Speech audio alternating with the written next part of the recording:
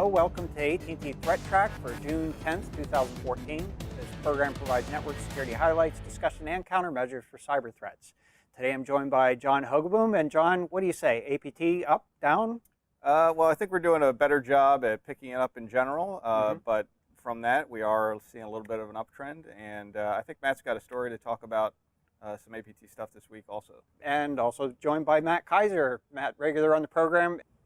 So let's go ahead and take a look at our topics for this week. And first item here is, CrowdStrike names PLA unit 61486 as the Panda APT hacking group. Do I have that right, Matt? You have that right. So CrowdStrike just released a report, I believe it was this morning, tying a whole bunch of indicators and even a few in-life personalities, one in particular, to this group that they've been calling Panda. They name their APT groups that they track by a specific name to identify it, and then a country name, which is usually an animal, China being Panda.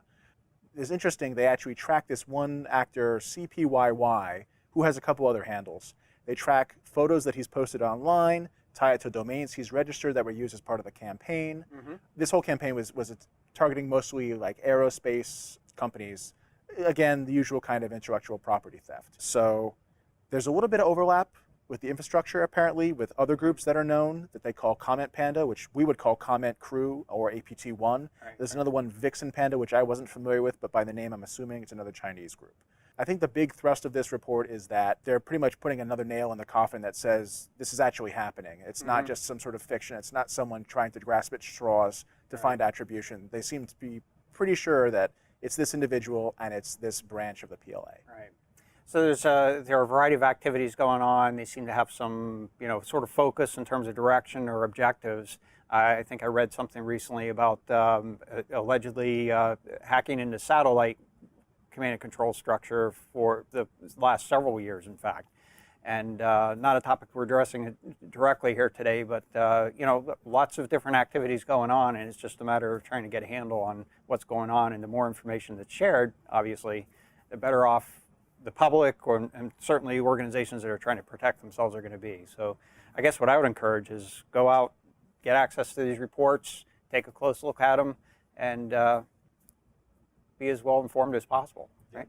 Yeah, on that note, I would say probably 3-4 years ago, there really wasn't a lot of sharing of information around this type of nation-state targeted activity going on. Very quiet. Yes. It seems like there's a lot more of information being shared, and you can start leveraging that intelligence in your own environment to look for any of this potential activity within your enterprise and whatnot.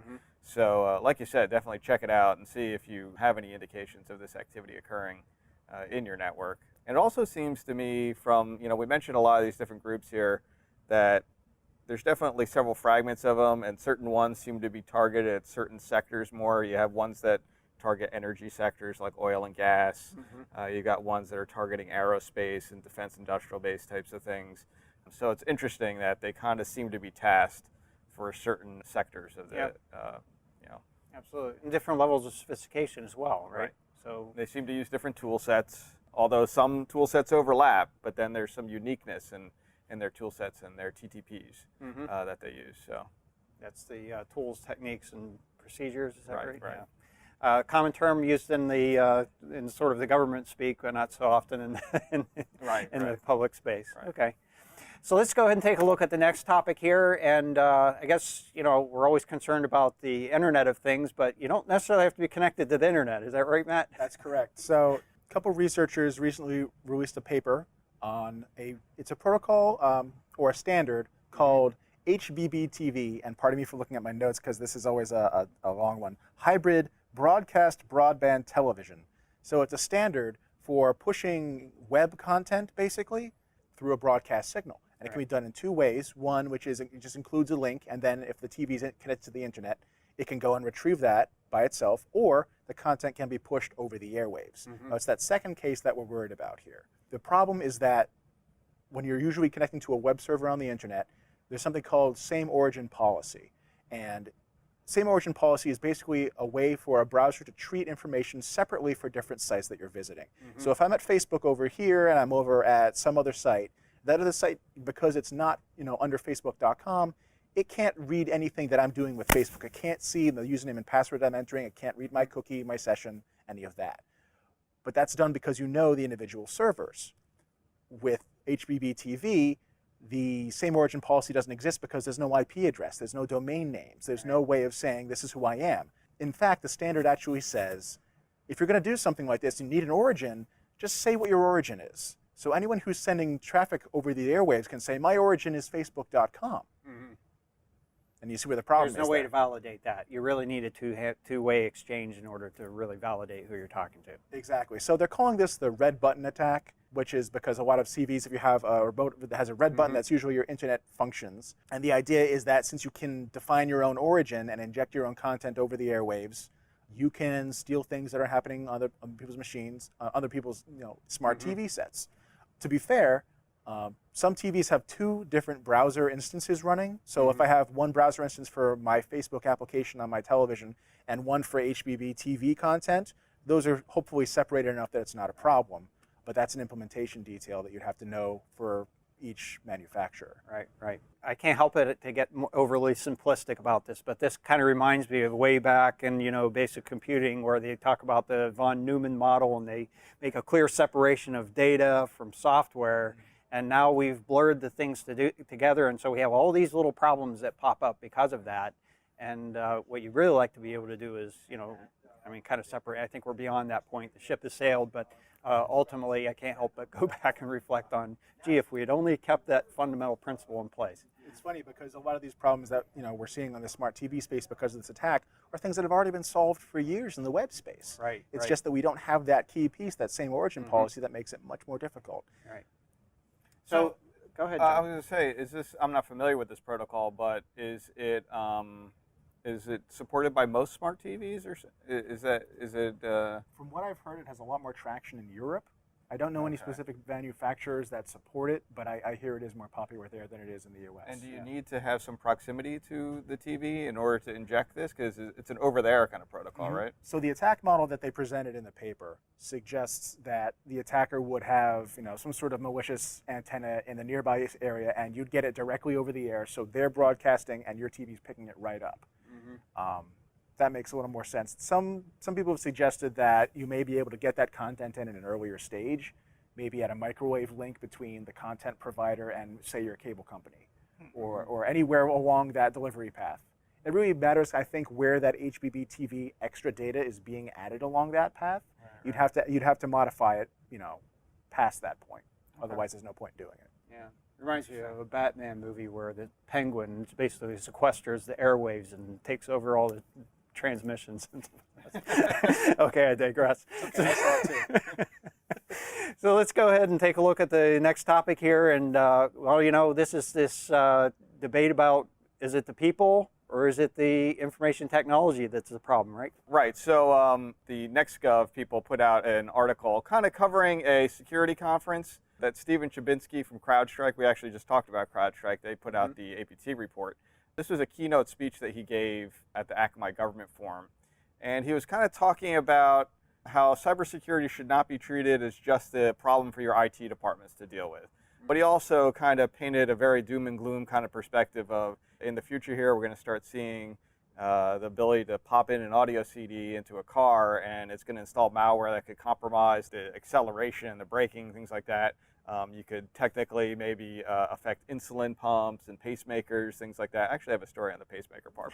And then how, nowadays, and we're talking about APT, malware's become fairly undetectable by antivirus. They've implemented a lot of techniques to keep changing their malware such that the antivirus vendors can't keep up. Even heuristically, it gets difficult. They put tricks in to avoid or defeat those kinds of things. And his discussion was, it's really more than your IT department. Don't just foist off all of your cybersecurity problems on your IT department. You really need to, educate your users. It takes a community of people to really protect a company's assets and intellectual property. The user education is really important around why certain controls are in place, so that they don't purposely try to defeat them or subvert those policies. And that's really important because a lot of times, even especially big companies, we implement security policies, and people don't understand why those are in place. because it's never been communicated properly. So they just subvert them because they think, oh, this is ridiculous. Why'd they do this? But maybe there's a really good reason that the people just aren't aware of. So he actually had a good quote here, I thought, and Chabinsky in his presentation. He said, these rules are in place for a reason. The number one thing for employees is you're not always getting across why we have these controls, and I think that is significant. If employees are your first line of defense, you're in trouble, and it's not because of employees, it's the capabilities. You know, it takes a combination of things, both the employees being aware and trying to protect your assets, as well as your IT departments trying to set up the policies and protocols behind that.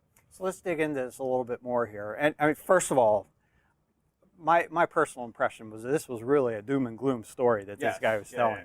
You know, there is certainly the possibility that you plug in your USB drive into your car stereo today as a media source. If it's infected, there's a good possibility that device is going to get infected. Now, whether it's going to actually get into your braking and acceleration, that possibility exists in the future, and I'm not sure to what extent it exists now in your typical car, but we do need to be paying attention to those types of things. And cars are becoming wireless too, so we need to be paying attention to those things as well, and we certainly are. So given the doom and gloom aspect of this, I'm sure Nancy, our producer, is going to appreciate this, the point of this story, which basically is everybody needs to be involved in this. And if you're running an enterprise security program, everybody that's an employee of the company needs to be paying attention. That's partly why we, at least internally, have a very strong security awareness program going on, which our buddy Murray and or Big Orange, where he's basically saying, helping to reinforce the message that folks need to be paying attention to what they're clicking on in emails and reporting problems if they see them, making sure they know where to report problems to. Right. On the pacemaker, just as kind of a related aside, my mom is a pacemaker, and I went to one of her appointments where they were tuning and tweaking it, and she just laid down, and they put a kind of a donut over her chest, and it connects. And he's got a wire, and he's connecting to his computer. He's like, oh, okay, and he's checking out, how it's functioning and stuff, and then he can disable it because they want to disable it to see how your heart's functioning normally. I'm like, well, wait a second. You can do that right over the air, so to speak, as long as you're close enough in proximity. It's probably unlikely that you'd be able to, have enough technical savvy to do that. But I thought it was interesting that that is a capability that someone can control and disable, a pacemaker remotely, and they have to because it's inside your body.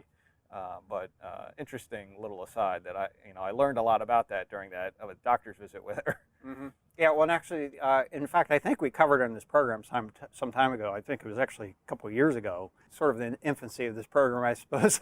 But we did talk about this sort of topic, and I think what has been, it was an issue of controversy being able to control pacemakers, and I think some controls have been put into the modern ones to make sure that it's an authenticated source that's able to control the device. Right. So, and this is part of the process of learning, which kind of gets to my next point, and that I agree, as a practical matter, everybody needs to be involved in security. That's just the state of technology that we're in. But at the same time, I still think it's fundamentally an IT problem, or more generally, a software industry problem, that we really have not solved some of the basic problems that need to get solved. We shouldn't be dependent on passwords. We shouldn't be worried about going to a link and it basically taking over a machine and it basically advancing its privileges on the machine. Those controls are fundamentally flawed, and to the extent that we can improve the quality of our tools and improve the effectiveness of the tools, we still have an opportunity as a part of the technical industry, in information technology, software tools, to really improve the security of our infrastructure and not be so dependent on end users to do those protections. Right. Yeah, I definitely agree with you that there are certain things that are the low-hanging fruit, like you mentioned, phishing type attacks, where it's just in email they make it so easy for you to click a link and get infected. Whereas maybe they need to make that a little more difficult so that users don't have to think as much, and they'll be able to keep themselves safe without having to constantly second guess everything they get in email. Well, you don't do that already? I know I do, but I don't think most average users are. We're in the security field, so Yeah. I suspect everything. I get org announcements, and I don't open them up unless in a sandbox because I'm just paranoid. Right. But in any event. And it's right to be paranoid, particularly in your position. We're working as security analysts. It makes sense. Comparatively speaking, if you look at the software development practices in the aviation industry, specifically in fly-by-wire systems, it's much more constrained. Is that the right word? Much more controlled than in general in the commercial industry. And I think there needs to be sort of a merging between the two, or more gravitation in the commercial space toward a more controlled development environment, testing environment, security testing, so that these problems are not so commonplace. I think in that case, you've got how many millions of dollars of metal and wire and computers. It's all about the stakes and the perceived or actual business risk associated with it, and applying the right amount of due diligence associated with it. You're absolutely right. And to that point, Steve Chabinsky, who gave this presentation, he is the chief risk officer, and like you said, it is about risk. Well, he's paid to be paranoid. Right. Right. So. Right. Absolutely. I'm sure he's getting a lot of pressure from other sides of the industry as well. All right. Good deal. So let's talk about a bit more of a good news story. Right. And this is a case, we talked about this one a little while ago, where we saw some, this ransomware is just a rampant problem, or at least it's one that you certainly don't want to have to encounter and deal with, right? Right. So about 2 weeks ago, we covered this one, and there was a case where people on their phones, mostly in Australia, or maybe even exclusively in Australia, were getting a text message on their phone that said, your phone's been hacked. I don't remember who it said by. Oleg Pliss, correct. I can't forget a name like that. And it was, ransoming you to send them like $50 to $100 or something like that. They would phish the users to get their accounts and credentials and whatnot. They also set up some side systems in order to kind of link the accounts between their Apple account and this other system that they had set up. But in any event, what they would do is once they had those credentials, so Apple was not compromised here. It was basically a phishing attack. Once they got their Apple credentials via phishing, they could go in and with the Find My iPhone type capability that they have, they would go in and lock the phone, which is kind of the purpose of the Find My iPhone, is in case you lose it, you can go in and you can lock it so nobody else can get into it, and then you can wipe it if you wanted to. So they were locking the phone so that you couldn't get in. Now, if you had a lock, like a PIN code lock already on your phone, you could still get in. But if you didn't have one, you were kind of out of luck. The good part of this story is that the two people responsible for this campaign were caught. Ironically, they were caught, they're from Moscow, or the Moscow area in Russia. They were caught at a Mac machine withdrawing funds from somebody's account that they had compromised as part of some other scam here, or maybe even this scam. And and it wasn't the first time that at least one of them had been arrested for this. So that's interesting as well. So good news is they're off the streets, but I'm sure there's other actors out there that we still need to worry about and be mindful of. I guess what I would recommend to people, if you have an iPhone and you do not have a PIN code lock on there already, I would recommend that you do that, because that would prevent at least this problem from occurring. Absolutely. Now, was the guy's name actually Oleg Pliss? I don't think so. I don't remember what it was. But Because the Oleg Pliss that most people thought it was associated with was some developer at Oracle. Poor guy. Oh, really? Got his name dragged into the mud for this. Unfortunate. Okay. I didn't hear that aspect of it. Oh. I think the encouraging aspect, obviously, in my opinion, if you want to create a real deterrent, you need to get to the people that are behind it. Yeah. It's not as if there are really that many actors. It turns out that a lot of these activities have a relatively small group of actors that are behind it, and the deterrence is really to get to those folks, and not only to get them, but to send a message that this isn't going to be tolerated. And I think it's very encouraging to see that they are really starting to follow the money trail and get to the point where, when they're extorting money like this, that they are able to trace it down and get to the actors behind it, because it is, as you folks will know, very difficult to get strong attribution from the network side. So let's take a look at the activity on the internet over the last week or so here. And first item at the top of the list in terms of the number of anomalies that we've identified, scam probes on port 18186 TCP Now, this is associated with an occupational health services application, but I'm not so sure that this is actually what's being targeted in this particular case. Did a little bit of research on this, and there are some other applications that use this port. One, namely, is associated with checkpoint firewall, and it has something to do with some secure internal communications or OPSEC function associated with the checkpoint firewall. I'm not exactly privy to the specifics about that, but the significance here is I think perhaps what they're looking for is systems that have this sort of service exposed. I don't know if there'd be a vulnerability associated with it they're looking for or something along those lines, but nevertheless. Most of the probes in this case are from China, and we have some evidence of successful connections. So there apparently is some sort of an application out there that's responding on this port. Whether I've correctly identified that application or not is, I guess, left up to our listeners to investigate a little bit further. Next item here is, and John, you reported on this last week, scan probes on port 135 TCP. This is endpoint map associated with, or mapper service associated with Microsoft Windows. We used to see scanning on this port all the time. It basically disappeared, I think subsequent to the configure basically being disabled. We haven't seen a whole lot of that activity going on. What we are seeing here is most probes from multiple addresses in China. That is, most of the activities originating from China, not exclusively, but most of it. It continues to use source port 445 TCP.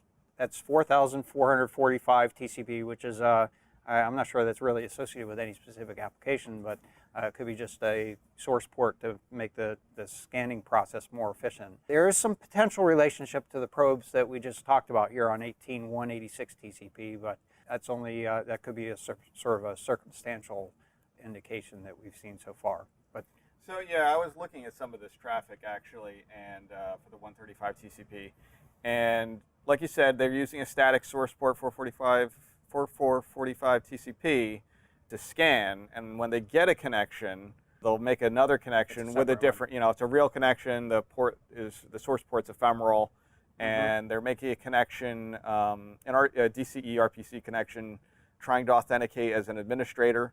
I'm not sure what they're connected, because I got to still look at it. I only had a few minutes this morning to look at it, and I'm not an expert on the DCE RPC protocol. But they're trying to authenticate, make a RPC connection to the machine, and all the cases that I actually saw were not authenticated, so they didn't have the right password. So it might be some kind of password guessing attack via this. I don't know. Yeah, I didn't have enough of a volume to really see what was going on there, but that's all I know right now is in terms of what they're doing. I guess my biggest observation is why the heck are these things exposed to the internet in the first place? And there aren't that many of them, from what, or at least what I saw. Relatively speaking. Relatively to the amount of scanning going on, it's a micro fraction of ones that are actually responding, which is good, but there still are some out there that are responding correctly, so they are out there listening on port 135, and why would be the question. And just to give you a little bit of the, sort of the evidence that suggests that it might be related to 18.186 TCP scan, exact same kind of behavior. That is, once they connect, I mean, they're starting with a fixed source port, different port in this case, but static source port, and then going to sort of a randomly assigned ephemeral port if they actually make the connection. I suspect that this is behavior, so what I used to refer to as a sort of a network reflector telescope. That is, you can have sort of an array of servers that are spraying out these probes using a spoof source, and then one server kind of sitting there waiting to get the responses, and then based on the response, use that to trigger a real connect. We've seen a lot of behavior like this. It's a way to get the aggression index, which we'll talk about a little bit later, up to a higher level. And we've seen that static source port a lot with tools like ZMAP and MassScan, because they're really just kind of passively listening on that port for packets coming back. They're not really, they do handshake, but they don't do it in the normal way through the TCP stack. And that's to minimize having to keep session for every single packet. Right. They kind of maintain their own state, basically. Yeah. Next item here, we are observing some scan probes on port 7778 TCP. This happens to be associated with the Oracle HTTP server. So this is an administrative interface into Oracle database platform. We typically see surges in the scanning activity around the time when Oracle submits or basically provides some patches or updates.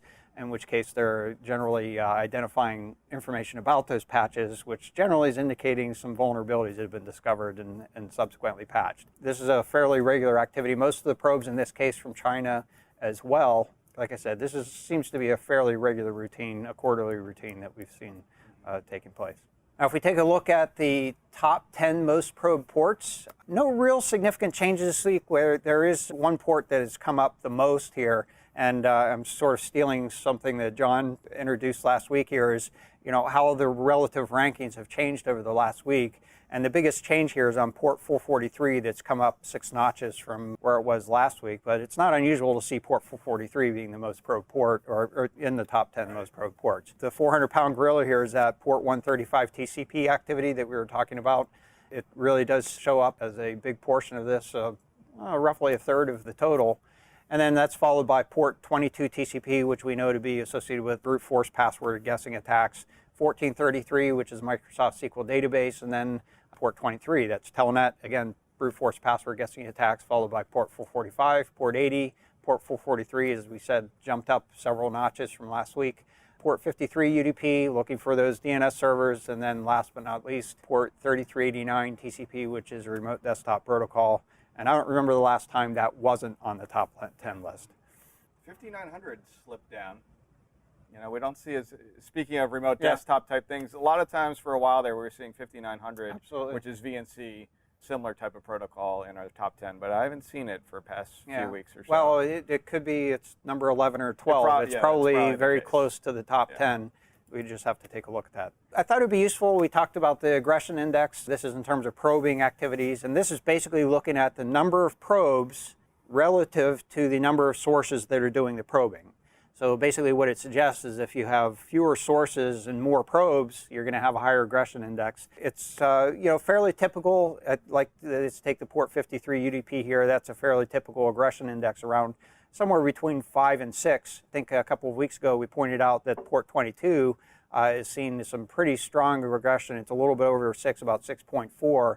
And this port 135 TCP activity is way up to an aggression index of 7. And again, it's simply a ratio of how many probes we see relative to the number of source addresses that are doing the probing activity. So it does sort of suggest some optimization has been put into place to get more probes out there. Next item here, the top 10 most sources doing the probing, and very little change from last week. We have port 445 at the top of the list, followed by port 23, that's Telnet, and then followed by port 80 TCP, port 8080 TCP, basically an alternative or proxy port in effect, and then 27015, that's usually P2P associated with gaming activity, and then we see the port 16470 UDP, that's associated with the zero-access botnet, which continues to diminish.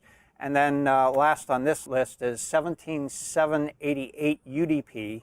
John, we were investigating this a little bit earlier. Right. We saw this on the list last week as well. Right. And normally it's down lower, but I think it's in the top 20-ish usually. Right. But it's associated with this PP stream. It's a Chinese streaming television protocol. I don't really know much about it, but it's a peer-to-peer protocol, too, for streaming of TV programming. Yeah, so that appears to be innocuous activity. And it appears to have some bumps up in the list. But P2P activity can show up in our, it appears a little bit like probing because you have a source that's making lots of connections out to lots of destinations. And in this case, it is significant enough that we're seeing some of the activity. So there's a lot of U.S. representation and a lot of Chinese representation in the participants here. But again, most likely innocuous. And I think perhaps when you get maybe some popular content available through there, it seems to drive up the participation, and it pops up into our list here. So again, we believe that's innocuous activity, but if you see that activity on your network, you might want to take a little bit of a closer look and verify that that's what you expect. And then we'll take a quick look at the daily reconnaissance index, and this is basically an indicator. It's supposed to be working like the inverse of the Dow Jones industrial average type thing. We like the Dow Jones to go up, particularly if you're investing. This is the opposite. We're seeing this reconnaissance index go up, and it's basically an indication that there's more probing activity on the network, which is not necessarily a good thing, generally not, in fact. What we're seeing is actually the number of sources has gone down, relatively speaking, which is this sort of the blue band on the bottom, the top portion being the contribution in terms of the number of probes. This is a normalized index, by the way. We're way up here in the 60s or high 50s, low 60s here. This is indicative, or this big sort of spike here is associated with that port 135 TCP activity that's basically additive to our normal probing activity we've seen. Just have a couple of slides here to share with you. We haven't talked about the reflection-based DDoS attack activity lately. I thought this would be sort of a good observation to share with you. The big problem, particularly near the end of 2013 and going into the beginning of 2014, has been this network time protocol. There was that monlist command that was being abused in no insignificant way to conduct attacks. Very large reflection amount of bytes back that you would get from a monolith query. Right. That activity has diminished significantly. And there's been a lot of activity in the internet community to help correct the problem of the servers with this, basically this command exposed, and correct the number of servers that simply have NTP exposed that don't need to be NTP servers. So they've put a big dent in that. To dig into this a little bit further, this graph has obviously a pretty high Y scale here, up in around 50 gigabits per second. I thought it'd be useful to kind of cap off the scale. This is the same time period, but capping the scale so that we can zoom in and see the other contributions to these reflection attacks. We've talked a little bit about this before, but it's interesting to see what the big contributions are at this point. Well, let's start from the NTP, which is the yellow, obviously diminishing, in fact, almost insignificant in terms of denial of service attack activity now. The next one being the green one, which is character generator.